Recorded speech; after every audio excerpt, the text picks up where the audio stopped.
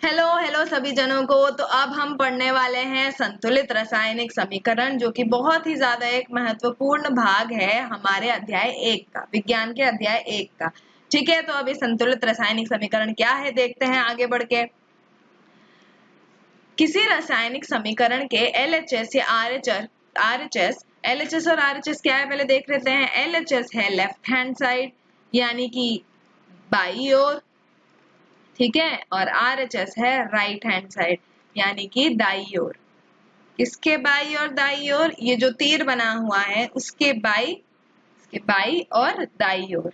ठीक है, LHS या RHS पर किसी भी तत्व के परमाणुओं की असमान संख्या का मतलब है कि उस तत्व का द्रव्यमान समीकरण के दोनों तरफ समान नहीं है। मतलब अगर LHS और RHS यानी कि बाई ओर और दाई ओर परमाणुओं की संख्या असमान है, उसका मतलब ये है कि तत्व के द्रव्यमान में भी अंतर है। दोनों तरफ समीकरण के दोनों ओर तत्व के द्रव्यमान में भी अंतर है, और जो द्रव्यमान है वो अंतर अलग नहीं हो सकता, असमान नहीं हो सकता, वो हमेशा दोनों ओर समान होना चाहिए। तो द्रव्यमान को समान करने के लिए हमारे परमाणुओं की संख्या भी समान होनी चाहिए। जब हमारे परमाणुओं की संख्या असमान होती है तो द्रव्यमान भी समीकरण के दोनों ओर समान नहीं होता है। समझ में आया भाई इतना? आगे देखते हैं। ऐसी रासायनिक समीकरण अभिक्रिया के लिए एक ढांचा रासायनिक समीकरण है। मतलब जब भी उसके जो परमाणुओं की संख्या है वो असमान होती है तो रासायनिक समीकरण की अभिक्रिया को ढांचा रासायनिक समीकरण बोला जाता है। ढांचा रासायनिक समीकरण क्यों बोला जाता है? क्योंकि जो अभिकारक और उत्पाद है वो तो एकदम सही है, वो तो एकदम करेक्ट है, लेकिन बस क्या अलग है, परमाणुओं की जो संख्या है वो दोनों ओर समान नहीं है। और जब भी परमाणुओं की संख्या दोनों ओर समान नहीं होती उसको हम बोलते हैं ढांचा रासायनिक समीकरण। ठीक है, उदाहरण में देख लीजिए, Mg है, O2 है और MgO है, मैग्नीशियम ऑक्सीजन और मैग्नीशियम ऑक्साइड। यहाँ पे देखिए मैग्नीशियम तो एक एक है, लेकिन यहाँ पे ऑक्सीजन जो है वो यहाँ पे इस तरफ बाई ओर 2 है और दाई ओर 1 है। मतलब परमाणुओं की संख्या असमान है तो द्रव्यमान भी असमान होगा। समझ आया? आगे देखते हैं। एक रासायनिक, ये क्या हो जाएगा? तो ये हो जाएगा हमारा ढांचा। ठीक है भाई, ये हो जाएगा हमारा ढांचा। एक रासायनिक समीकरण एक रासायनिक अभिक्रिया का प्रतिनिधित्व करता है। यदि तीर के LHS और RHS पर प्रत्येक तत्व के परमाणुओं की संख्या बराबर हो तो रासायनिक समीकरण संतुलित रासायनिक समीकरण कहलाते हैं।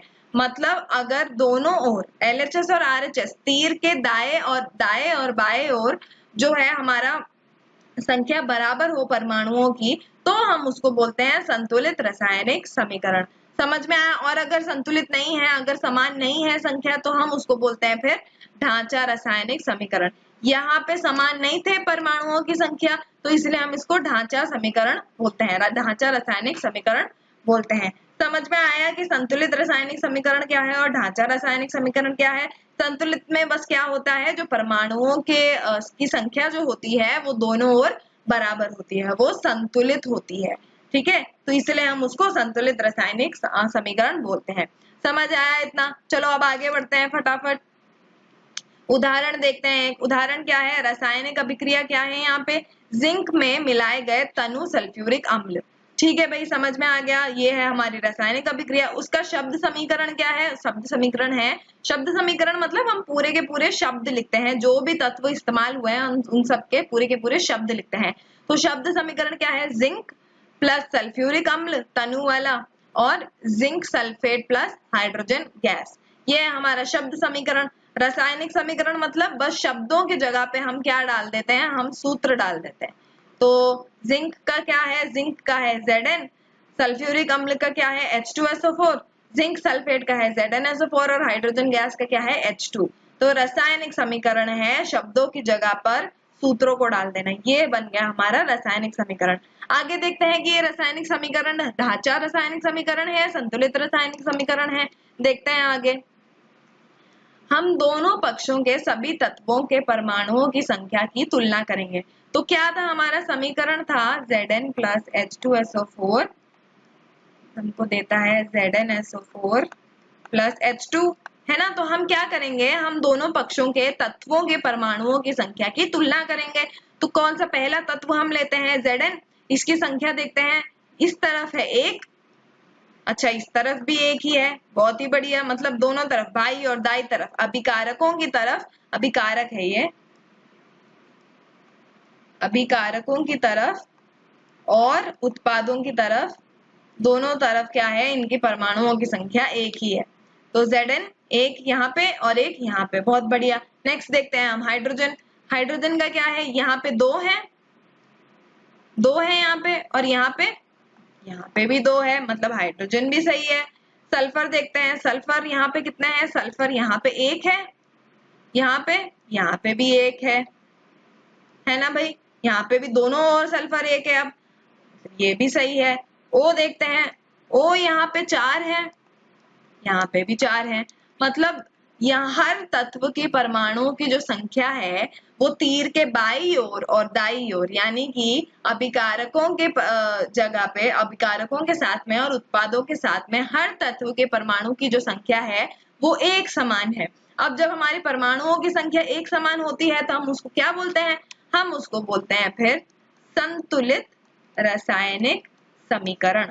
मतलब ये जो हमारा समीकरण था Zn plus H2SO4, जो ZnSO4 और H2 देता है, ये एक संतुलित रासायनिक समीकरण है। देखते हैं नीचे क्या लिखा हुआ है। चूंकि प्रत्येक तत्व के परमाणुओं की संख्या दोनों ओर समान होती है, इसलिए यह एक संतुलित रासायनिक समीकरण है। क्यों है संतुलित, क्योंकि परमाणुओं की संख्या जो है वो दोनों ओर समान है। समझ आ गया इतना, समझ आया, आगे बढ़ते हैं। फिर ये संतुलित कैसे था हमको समझ में आ गया है तो दूसरा उदाहरण देखते हैं। दूसरा उदाहरण क्या है, आयरन Fe और पानी H2O, ठीक है, इसको हम जब साथ में मिलाते हैं तो अभिक्रिया कर ये बनाता है Fe3O4 और H2, ठीक है, Fe3O4 और H2 बनाता है। अब हमको क्या देखने का है, हमको देखना है कि ये ढांचा है या फिर संतुलित रासायनिक समीकरण है। उसके लिए हम क्या करेंगे, हम अभिकारक, यहाँ पे भी अभिकारक है, ये आप ध्यान रखिएगा, यहाँ पे थोड़ी सी शायद गलती हो गई है, अभिकारक है यहाँ। तो हम क्या करेंगे, अभिकारकों के साइड में और उत्पादों के साइड में दोनों ओर में हम देखेंगे कि तत्व के जो परमाणु की संख्या है वो एक समान है कि नहीं है। देखते हैं। तो हमारा जो ये समीकरण है वो कुछ ऐसा दिखता है ना, बड़ा बड़ा यहाँ पे आपके लिए लिख देते हैं, है ना भाई, ऐसा दिखता है। तो पहले Fe का देखते हैं। Fe यहाँ पे 1 है और यहाँ पे तो 3 है, मतलब ये नहीं है बिल्कुल संतुलित। H2 देखते हैं, H2 यहाँ पे 2 है और यहाँ पे भी 2 है, ठीक है भाई, चलो H2 का तो सेम है। आगे देखते हैं, ऑक्सीजन यहाँ पे 1 है और यहाँ पे कितने हैं, यहाँ पे 4 है। तो ऑक्सीजन और जो आयरन है उन दोनों की संख्या अलग है, लेकिन हाइड्रोजन जो है H जो है वो दोनों ओर 2-2 है, लेकिन उससे कोई फायदा नहीं। जब तक सारे के सारे जो तत्व हैं उन सबके परमाणुओं की संख्या समान नहीं हो जाती तब तक ये संतुलित बनेगा नहीं। तो अब क्या है, अब हमको ये जो ढांचा वाला जो रासायनिक समीकरण है उसको हमको बनाना है एक संतुलित रासायनिक समीकरण। देखते हैं आगे क्या लिखा हुआ है। चूंकि Fe तथा O के परमाणुओं की संख्या LHS और RHS पर असमान है, बिल्कुल असमान है ना LHS और RHS पर, इसलिए हमें रासायनिक समीकरण को संतुलित करने के लिए चरणों का पालन करना होगा। तो संतुलित जो ढांचा रासायनिक समीकरण है उसको संतुलित में बदलने के लिए हमको कुछ चरणों का पालन करना पड़ता है, हम आगे देखेंगे। और उन चरणों के पालन करते करते हम क्या करेंगे, हम ये वाली जो हमारी समीकरण है रासायनिक उसको हम संतुलित बना देंगे। ठीक है, आगे बढ़ते हैं। रासायनिक समीकरणों को संतुलित करने के चरण। पहला चरण देखते हैं, किसी रासायनिक समीकरण को संतुलित करने के लिए दिए गए रासायनिक सूत्रों उनके सबस्क्रिप्ट को ना बदले। मतलब हमको क्या दे रखा था, हमको दे रखा था Fe plus H2O gives Fe3O4 और H2। तो हम क्या करें, हम क्या नहीं कर सकते, हम ये Fe को हम इसको Fe3 नहीं बना सकते। इसको संतुलित करने के लिए हम ऐसा बिल्कुल नहीं कर सकते। तो हमको जैसा समीकरण दे रखा है हमको वैसे का वैसा लिखना है, ठीक है, हम उसमें से कुछ भी नहीं बदल सकते। हम जो ये सबस्क्रिप्ट क्या होता है, ये जो नीचे लिखे हुए होते हैं ना, यहाँ पे 3 है यहाँ पे 4 है, हम इसको बिल्कुल नहीं बदल सकते, क्योंकि जैसे ही हमने मान लीजिए आपने बोला कि मुझे तो ऑक्सीजन को यहाँ पे 4 करना है, तो मैं इसको H2O4 कर दूंगा, तो उससे क्या है, ये पूरा का पूरा तत्व ही बदल जाएगा, ये पानी रहेगा ही नहीं। तो इसलिए हम क्या है, उसका सबस्क्रिप्ट नहीं बदल सकते। पहला समझ में आ गया, जैसे का जैसा समीकरण है वैसे का वैसा हमको लिखना है। दूसरा क्या करना है, असंतुलित समीकरण में उपस्थित विभिन्न तत्वों के परमाणुओं की संख्या की सूची बनाई है। तो सूची में क्या क्या करना है, पहले तत्वों के नाम लिख लेने हैं, फिर अभिक्रियाओं के साइड, अभिक्रियाओं की ओर में आखिर परमाणुओं की संख्या क्या है वो लिख देनी है, और फिर उसके बाद में उत्पादों के की ओर परमाणुओं की संख्या क्या है वो लिख देनी है। तो अभिक्रियाओं के साइड में कितना है, Fe 1 है ना। एक और बार लिख देती हूँ, Fe प्लस H2 देता है Fe3O4 प्लस H2। तो Fe यहाँ पे 1 है, 1 बिल्कुल सही लिखा हुआ है। उत्पाद के जगह पे कितना है, यहाँ पे 3 है, तो बिल्कुल 3 सही लिखा हुआ है। H2 का यहाँ पे दोनों ओर 2 है, तो दोनों ओर 2 लिख दिया हमने। तो इस तरह से हम एक सूची बनाएंगे, ऑक्सीजन यहाँ पे 1 है और यहाँ पे 4 है। ठीक है भाई, हमने ऐसी सूची बना ली असंतुलित समीकरण की। तो इससे हमको क्या पता पड़ जाएगा कि कहाँ पे परमाणुओं की संख्या कम है, कहाँ पे ज्यादा है, किसका असंतुलित परमाणुओं की संख्या है, ये सब हमको पता पड़ जाएगा। तो हम क्या एक सूची बना लेंगे। ठीक है भाई, आगे बढ़ते हैं। सूची बनाना आ गया हमको। तो चरण 3 क्या है, एक यौगिक में यह एक अभिकारक या एक उत्पाद हो सकता है। उस तत्व का चयन करें जिसमें अधिकतम संख्या में परमाणु हो और उस तत्व को संतुलित करे। मतलब ये जैसे हमारे पास में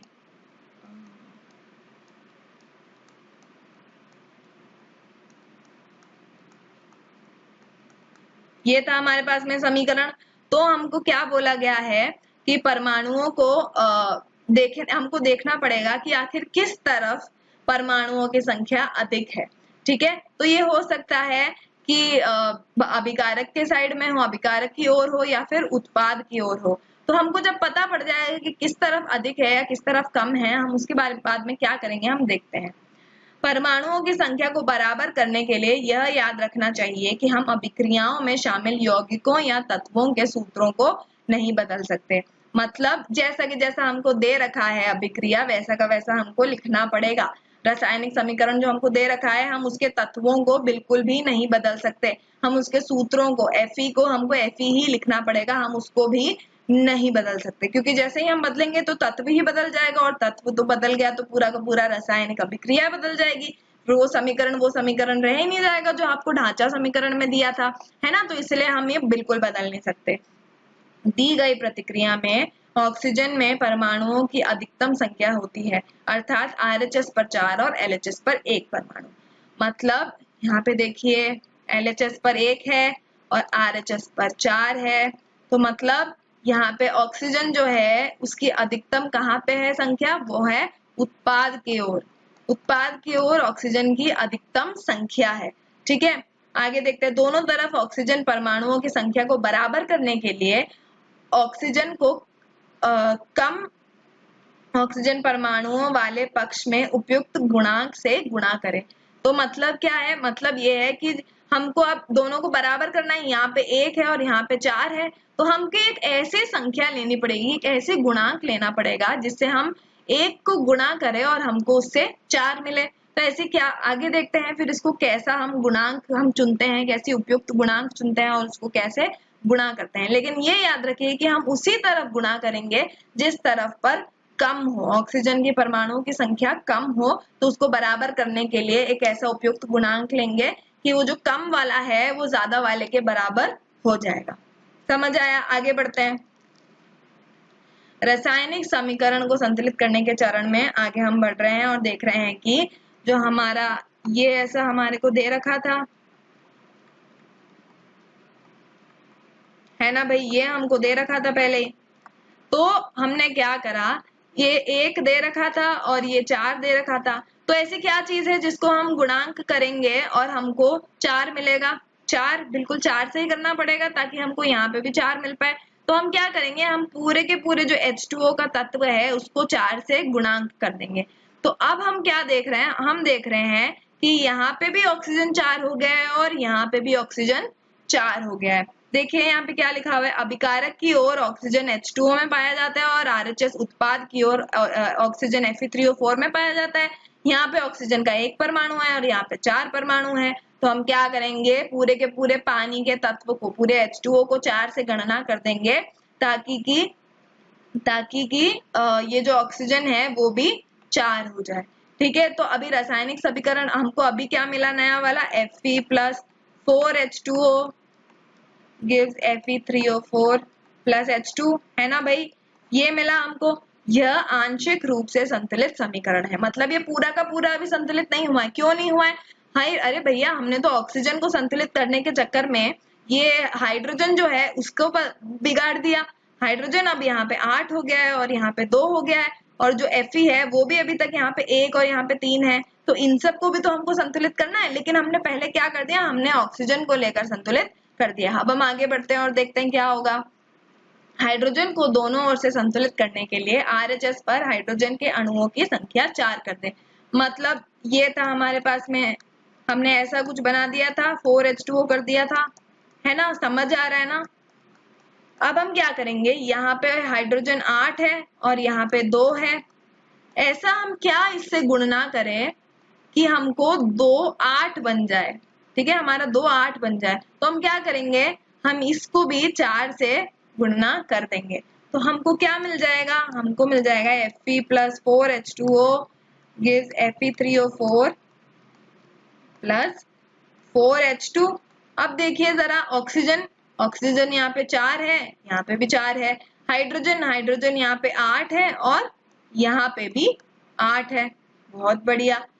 तो हमको क्या मिला अभी संतुलित करने के लिए, देखिए प्रारंभ में 4H2O था तो 8 थे वहां पे, और हमारे उत्पाद की ओर H2 था तो हमारे पास में 2 ही थे हाइड्रोजन वहां पे।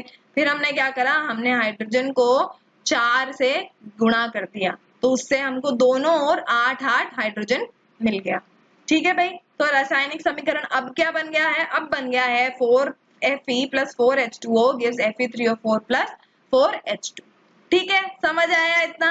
बट अभी भी ये क्या है, ये पूरा संतुलित नहीं है। क्यों भाई, आप बता सकते हैं? क्योंकि Fe अभी भी 1 है और यहाँ पे अभी भी 3 है, तो इसको भी संतुलित करना है कि नहीं करना है, तो उसके लिए आगे बढ़ते हैं अब। चरण 5, दोनों तरफ Fe को संतुलित करने के लिए LHS पर Fe को गुणांक 3 से गुणा करें। तो मतलब ये हमको मिल गया था 4H2O Fe3O4 प्लस 4H2, है ना। तो हमने ऑक्सीजन और हाइड्रोजन को तो एक जैसा कर दिया, दोनों तरफ समान कर दिया, संतुलित कर दिया। अब बस क्या बचा है हमारे पास में, ये 1 है और ये 3 है।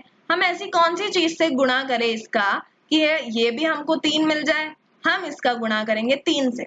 तो ये पूरे के पूरे को हमने 3 से गुणा करा, तो अभी हमको नया क्या मिला भाई, नया मिला हमको 3Fe plus 4H2O gives Fe3O4 plus H2।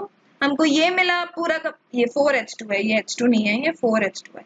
ठीक है, तो हमारा नया वाला जो समीकरण है वो क्या हुआ हमारा, 3Fe प्लस 4H2O देता है हमको Fe3O4 प्लस 4H2।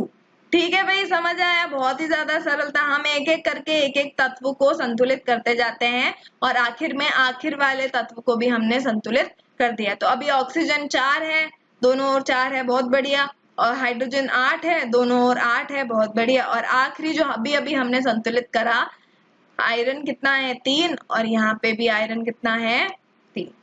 ठीक है, समझ आ गया। आगे बढ़ते हैं अब। चरण 6, इस संतुलित समीकरण की जांच के लिए हम समीकरण में दोनों ओर के तत्वों के परमाणुओं की संख्या का परिकलन करते हैं। ये 4H2 है, ये 4 है। ठीक है, एक और बार लिख देती हूँ, 3Fe प्लस 4H2O हमको देता है Fe3O4 प्लस 4H2। ठीक है, अभी हमको क्या बोला, हमको बोला एक और बार इन संख्याओं की परिकलन कर लेते हैं। एक और बार चेक कर लेते हैं कहीं गलती तो नहीं होगी, कुछ बिगाड़ तो नहीं दिया हमने किसी चीज को संतुलित करने में। तो ऑक्सीजन यहाँ पे 4 है, यहाँ पे भी 4 है। 4 कैसे है, ये जो 4 है ये H2 से भी मल्टीप्लाई होएगा और ये ऑक्सीजन से भी मल्टीप्लाई होएगा, गुणा होएगा दोनों से। तो ऑक्सीजन दोनों और 4 हो गया। अभी हाइड्रोजन देखते हैं, हाइड्रोजन यहाँ पे 8 है, हाइड्रोजन यहाँ पे भी 8 है, बहुत बढ़िया। और हाँ, Fe यहाँ पे 3 है, यहाँ पे भी 3 है, मतलब सारे के सारे जो तत्व हैं उनका जो परमाणुओं की संख्या है वो एकदम संतुलित हो गई है, वो एकदम समान हो गई है बाई ओर और दाई ओर एक समीकरण के। समीकरण में दोनों ओर के तत्वों के परमाणुओं की संख्या बराबर है, बिल्कुल बराबर है ना, अतः ये समीकरण अब संतुलित है, मतलब ये समीकरण अब संतुलित हो गया है। कैसे? क्योंकि दोनों ओर परमाणुओं की संख्या हमने बराबर कर दी, एक एक तत्व लेके पहले ऑक्सीजन लिया, फिर हाइड्रोजन लिया, फिर Fe लिया, ठीक है, आयरन लिया। रासायनिक समीकरणों को संतुलित करने की इस विधि को हिट एंड ट्रायल विधि कहते हैं। हिट एंड ट्रायल क्यों कहते हैं भाई, आप पूछोगे, क्योंकि हम एक एक चीजें ट्राई कर रहे हैं ना। पहले हमने ऑक्सीजन को संतुलित करने का ट्राई करा, उससे हमने हाइड्रोजन बिगाड़ दिया, फिर हमने हाइड्रोजन को संतुलित करने का ट्राई करा। तो कभी भी हो सकता है कभी कभी कि आपसे गलती हो जाए, तो इसलिए इसको हिट एंड ट्रायल बोलते हैं। तो उस गलती को सुधारने के लिए फिर हम और ज्यादा गुणना करते हैं इधर दोनों तरफ, इसलिए उसको हम हिट एंड ट्रायल विधि कहते हैं। क्योंकि सबसे छोटी पूर्णांक संख्या के गुणांक का उपयोग करके समीकरण को संतुलित करने का प्रयत्न करते हैं। ट्रायल मतलब प्रयत्न करना, अलग अलग बार बार प्रयत्न करना, तो इसलिए उसको हिट एंड ट्रायल कहते हैं। क्यों? क्योंकि जब सबसे छोटी पूर्णांक संख्या जो होती है उसको एक गुणांक का उपयोग करके समीकरण में हम संतुलित करने का प्रयत्न करते हैं। ठीक है भाई, समझ में आ गया? आगे बढ़ते हैं फिर। चरण 7 क्या है? रासायनिक समीकरण को अधिक जानकारी पूर्ण बनाने के लिए अभिकारकों और उत्पादों की भौतिक अवस्थाओं का उल्लेख उनके रासायनिक सूत्रों के साथ सबस्क्रिप्ट के रूप में किया जाता है। मतलब मान लीजिए मैंने Fe लिया, तो Fe कौन सी भौतिक अवस्था में है? Fe सॉलिड के में है, अगर वो ठोस अवस्था में है तो हम नीचे एक सॉलिड लगा देंगे। फिर हमने लिया H2O कौन सी अवस्था में है? H2O है तरल अवस्था में, तो हम उसको L लिख देंगे नीचे। तो इस तरह से उसकी जो भौतिक अवस्था है उसका उल्लेख करके हम क्या करेंगे, हम समीकरण को और भी ज्यादा जानकारी पूर्णक बना सकते हैं। ठीक है भाई, तो हम करके देखते हैं क्या है ये Fe। हमने क्या क्या करा था उस संतुलित वाले में, plus 4H2O gives Fe3O4 plus 4H2 है ना। तो इसके अंदर ये हो जाएगा ठोस, ये हो जाएगा तरल, ये हो जाएगा ठोस और ये हो जाएगा गैसीय। हाइड्रोजन तो गैस होती है तो गैसीय।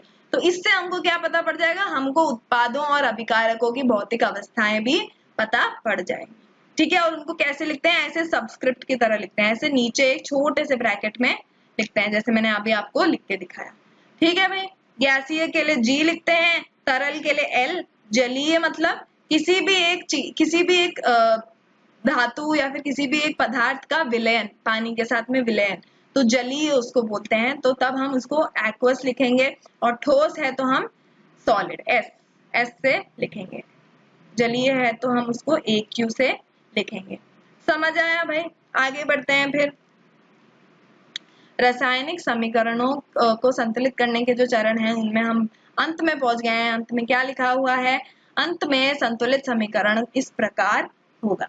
यहाँ पे फिर से ये 4H2O है, 4H2, ठीक है, 4H2 ठीक है। तो अंत में कैसा दिखेगा? जैसे मैंने पहले लिखा था, 3Fe ठोस में, 4H2 गैस में, Fe3O4 सॉलिड में, S में है ना ठोस में, और 4H2 जो है वो गैसीय में।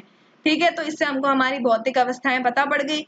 कभी आगे देखते हैं, कभी कभी अभिक्रिया की परिस्थितियां जैसे ताप, दाब, उत्प्रेरक मतलब ऐसी कोई एक और चीज जो हमको जो समीकरण है, जो हमारी अभिक्रिया है उसको आगे ले जाने में मदद करती है, ऐसा कोई एक पदार्थ आदि को भी तीर के निशान के ऊपर या नीचे दर्शाया जाता है। जैसे CO प्लस 2H2 हमको कितने में? 340 एटमॉस्फेयर प्रेशर या दाब में हमको देता है CH3OH, यानी कि मिथेनॉल हमको देता है।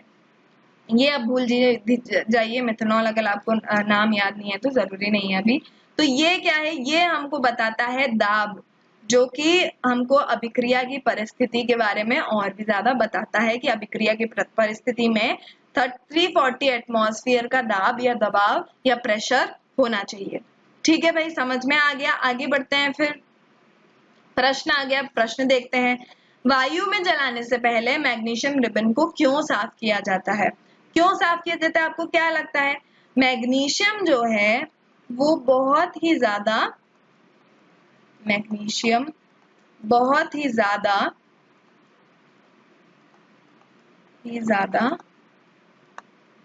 क्रियाशील होता है। क्रियाशील मतलब वो बहुत ही जल्द अभिक्रिया करने लग जाता है। तो जब भी हम मैग्नीशियम रिबन को बाहर ऐसे रखते हैं तो वो क्या करता है, वो वायुमंडल में या वायु में जो उपस्थित ऑक्सीजन है उसके साथ में मिलके पहले ही वो एक मैग्नीशियम ऑक्साइड की परत बना देता है अपने ऊपर। और ये मैग्नीशियम ऑक्साइड जो है ये बहुत ही ज्यादा स्थिर होता है ना। तो ये क्या करता है, ये आगे हमको जब प्रयोग करना होता है मैग्नीशियम रिबन के साथ में वायु में जलाने वाला, उसको जलने नहीं देता है। तो इसीलिए हमारी जो ये परत बन जाती है मैग्नीशियम ऑक्साइड की वायु में पड़े पड़े, उसको साफ करना पड़ता है। अगर हमने उसको साफ नहीं करा तो मैग्नीशियम अच्छे से जलेगा ही नहीं, और मैग्नीशियम जला नहीं तो हमको दिखेगा ही नहीं कि आखिर क्या हमारा अभिक्रिया हो रहा है। तो उसको अभिक्रिया को आगे बढ़ाने के लिए हमको ये जो पहले से उपस्थित एमजीओ की परत है, जो वायु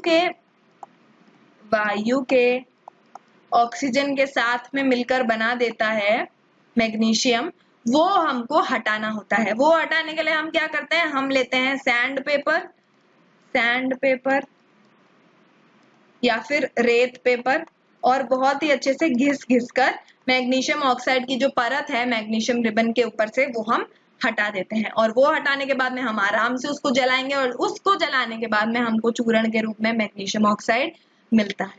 ठीक है भाई, समझ में आ गया? आगे बढ़ते हैं फिर। ये तो बहुत ही सरल था।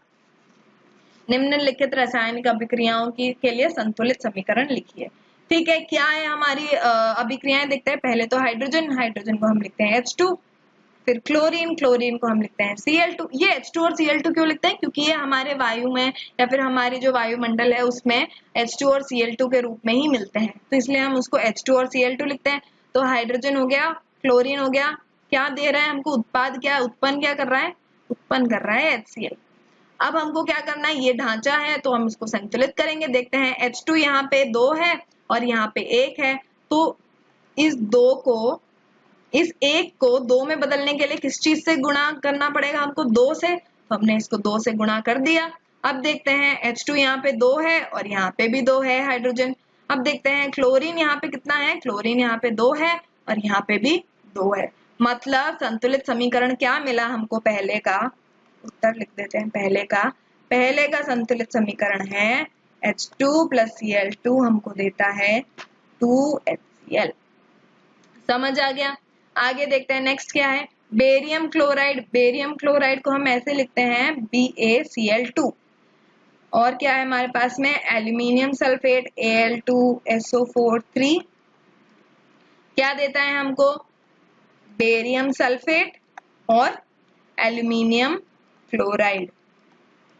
ठीक है, ये हमारे पास में आ गया ढांचा वाला। अभी ढांचा रासायनिक समीकरण, इसको हम संतुलित कैसे करेंगे देखते हैं। Ba यहाँ पे कितना है, 1 है, चलो यहाँ पे भी 1 है।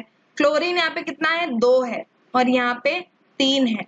तो हमको इन दोनों को साथ में लेना है। तो ऐसा तो कुछ भी नहीं है कि जो 2 को 3 में बदल पाए, ऐसा कुछ गुणा करके हमको ऐसा कुछ भी नहीं मिला है। तो हम क्या करेंगे, इसको हम 3 से कर देंगे और इसको हम 2 से कर देंगे। तो हमको Cl कितना मिल गया, क्लोरीन यहाँ पे 6 हो गया और यहाँ पे भी क्लोरीन जो है वो 6 हो गया। बहुत बढ़िया, 6 हो गया है ना। अब हम आगे देखते हैं, जो बेरियम है, अब बेरियम संतुलित नहीं रह गया। पहले बेरियम यहाँ पे भी 1 था और यहाँ पे भी 1 था, अब बेरियम यहाँ पे 3 है। तो हम क्या करेंगे, हम यहाँ पे 3 से गुणा कर देंगे इसका, ताकि बेरियम एक जैसा हो जाए। अब एक बार हम देखते हैं, अब हमारे पास में बेरियम 3 हो गया, यहाँ पे भी बेरियम 3 हो गया। अब हमारे पास में क्लोरीन यहाँ पे 6 हो गया, यहाँ पे भी 6 हो गया। 6 कैसे, 3 इससे भी गुणा होता है और 2 इससे भी गुणा होता है, तो क्लोरीन 6 हो गया। एल्यूमिनियम देखते हैं, एल्यूमिनियम हमारे पास में यहाँ पे 2 है और एल्यूमिनियम हमारे यहाँ पे भी 2 है। SOS देखते हैं, सल्फर यहाँ पे हमारे पास में 3 है, यहाँ पे भी 3 है सल्फर। ऑक्सीजन यहाँ पे 4 × 3 12 है और यहाँ पे 4 × 3 12 है। तो मतलब सारे के सारे जो परमाणु हैं वो सारे के सारे संतुलित हो चुके हैं। है ना भाई। तो हमारी संतुलित अभिक्रिया क्या मिलेगी हमको, संतुलित रासायनिक समीकरण, संतुलित रासायनिक समीकरण होगी 3BaCl2 प्लस Al2SO4 3 देता है हमको 3BaSO4 प्लस 2AlCl3। समझ आया भाई, इतना समझ में आ गया कैसे हमने संतुलित करा। हम एक एक तत्व को लेंगे और उसको एक एक करके संतुलित करते जाएंगे। आगे देखते हैं सोडियम। सोडियम है Na, पानी है H2O और सोडियम हाइड्रोक्साइड है NaOH और हाइड्रोजन है H2। ठीक है, तो हम देखते हैं Na यहाँ पे एक है, यहाँ पे भी एक है, बहुत बढ़िया। H2 यहाँ पे 2, H यहाँ पे 2 है और यहाँ पे 3 है। तो हम क्या करेंगे, हम इसको यहाँ पे 2 कर देंगे। तो अब क्या हुआ, यहाँ पे 2 H2 हो गया और यहाँ पे 4 H हो गया, यहाँ पे 2 हाइड्रोजन हो गया और यहाँ पे 4 हाइड्रोजन हो गया।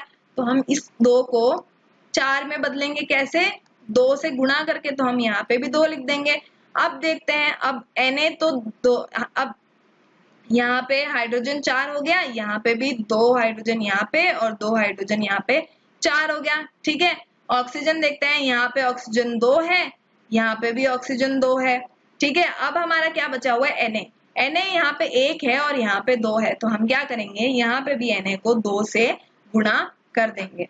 तो हमारी जो संतुलित रासायनिक समीकरण है वो क्या हो गई, 2Na प्लस 2H2O हमको देती है 2NaOH प्लस H2।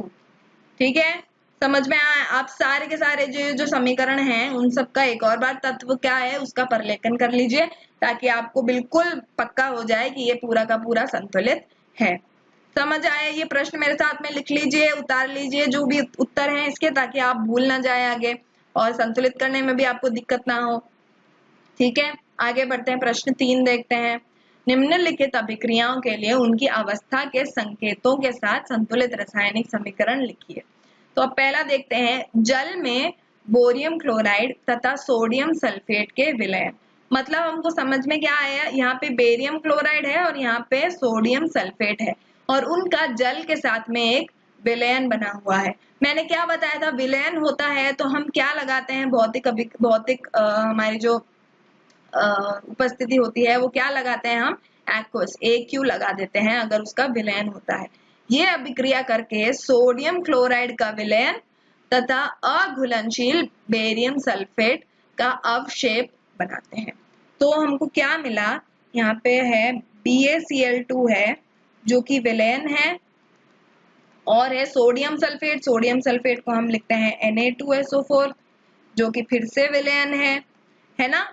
हमको क्या दे रहा है, सोडियम क्लोराइड जो कि है NaCl, फिर से विलयन, और हमको दे रहा है अघुलनशील मतलब ठोस बेरियम सल्फेट। मतलब ये जो बेरियम सल्फेट है वो ठोस होगा। ठीक है, समझ में आया हमको क्या मिल रहा है और किस तरह से हमने उसकी भौतिक स्थिति बताई है कि वो एक्वस है या फिर AQ लगाना है या ठोस लगाना है या जलीय लगाना है। ठीक है, अब हम क्या करेंगे, हमको बस इसका संतुलन देखना है, संतुलन सही है कि नहीं। Ba यहाँ पे 1 है, यहाँ पे भी 1 है, Cl यहाँ पे 2 है, यहाँ पे 1 ही है। तो हम क्या करेंगे, यहाँ पे हम 2 लगा देंगे। अब फिर से देखते हैं, Ba यहाँ पे 1 है, Ba यहाँ पे भी 1 है, Cl यहाँ पे 2 है, Cl यहाँ पे भी 2 है, Na यहाँ पे 2 है, Na यहाँ पे भी 2 है, S यहाँ पे 1 है, S यहाँ पे भी 1 है, और O यहाँ पे 4 है और O यहाँ पे भी 4 है। मतलब हमारा जो अभिक्रिया है वो क्या हमको मिल गई, BaCl2 एक्वस या फिर जलीय प्लस Na2SO4 जलीय देता है हमको 2NaCl फिर से जलीय और ठोस बेरियम सल्फेट। समझ आया भाई, इतना समझ आ गया, बहुत ही सरल था। आगे देखते हैं, नेक्स्ट हमको दे रखा है सोडियम हाइड्रोक्साइड का विलयन। मतलब सोडियम हाइड्रोक्साइड का विलयन मतलब AQ लगाना है, जलीय लगाना है, जल में विलयन है। हाइड्रोक्लोरिक अम्ल लगा देते हैं। हाइड्रोक्लोरिक अम्ल भी क्या है, उसका भी एक विलयन है जल में। तो हाइड्रोक्लोरिक अम्ल में भी हम लगा देंगे AQ क्योंकि वो जलीय है। अभिक्रिया करके क्या देता है हमको, सोडियम क्लोराइड NaCl का, फिर से क्या यहाँ पे लिखा हुआ है विलयन, तो Aq, और क्या देता है हमको, जल, तो जल के लिए हम लिखेंगे L, ठीक है, मतलब तरल, ठीक है, क्यों, क्योंकि जल का जल में विलयन थोड़ा ना हो सकता है, तो हम Aq क्यों लिखेंगे, जल को तो हम जल ही लिखेंगे और उसमें तरल का एक भौतिक अभिक्रिया की लगा देंगे L, ठीक है। अब हमको मिल गया है भौतिक स्थितियां भी इनकी, तो हम क्या करेंगे, इसका संतुलन देखते हैं, संतुलित है कि नहीं। Na यहाँ पे एक है, यहाँ पे भी एक है, O यहाँ पे एक है, यहाँ पे भी एक है, H यहाँ पे 1 2 दो है, यहाँ पे 1 2 है, यहाँ पे H यहाँ पे भी 2 है, और क्या बचा है भाई, Cl यहाँ पे 1 है, Cl यहाँ पे भी 1 है, मतलब सारे के सारे जो परमाणु हैं उनकी संख्या भी एक समान है, मतलब ये पूरा का पूरा जो अभिक्रिया है, पूरा का पूरा जो समीकरण है वो संतुलित समीकरण है। समझ में आया, बहुत ही सरल था। मैं उम्मीद करती हूँ ये प्रश्न और ये भाग आपको अच्छे से समझ में आ गया होगा। आगे जो हमारा अध्याय है वो हम और भी भागों में खत्म करेंगे, आराम से खत्म करेंगे। तब तक के लिए आप पढ़ते रहिए, रिवाइज करते रहिए और स्टडी रूम के साथ में जुड़े रहिए। धन्यवाद।